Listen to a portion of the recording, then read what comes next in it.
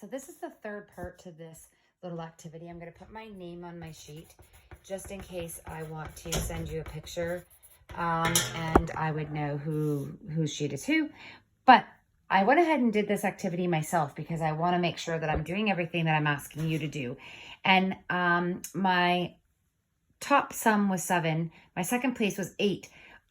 I was getting close to having, I think, 5 be my third place, but it took me a number of additional rolls because 5 wasn't coming up. So as you can see, it took me quite a few rolls of the dice to get the top 3. And everybody's is going to be different because this is probability, and it just depends what number shows up, what sum shows up when you roll the 2 dice.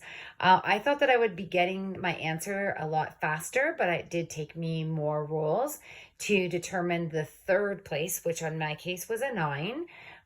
But like I said, 10 was pretty close. 6, I think, was the lead, and then 5, and then all of a sudden 3 got involved too. So it's quite interesting. As I did that, I started thinking of a couple things that I would also like you to do as you're playing. One is keep track somewhere on your sheet of how many times you rolled doubles. So in all of those spins, I only rolled doubles 6 times. I'm not interested in what combinations you had, like if it was 2 6s or 2 3s, but I do want to know how many times you rolled doubles while you're doing your rolls.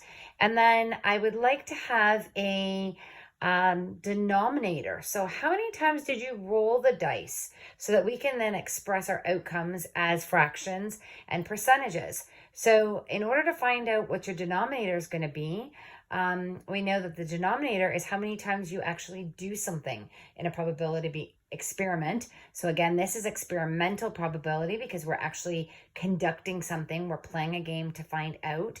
And in order to find out what my denominator was, I would need to see how many times I rolled the dice. So I would need to then go ahead and count. So I'm just going to count all my X's. 1, 2, 3, 4, 5, 6, 7. And I'm going to continue counting until I get what my denominator is. I'm not going to count aloud for you guys because you'll get bored of me just counting on video, but that will be your denominator. So when you send me a message, this is what I want you to include. I want you to include, it took me, say, 45 rolls of the dice to finish this activity. So then 45 would be your denominator. My top 3 sum winners were the numbers 7, 8, and 9. And I rolled doubles 6 times. Okay, so I will put that in my instructions, the 4 things that I want you to message me on Edsby. And again, all you need to do is go to the math tab, go to message, and just send me a message. Your name will automatically come up with that information as soon as you finish the activity. Okay, thanks so much, everybody. Looking forward to seeing your answers.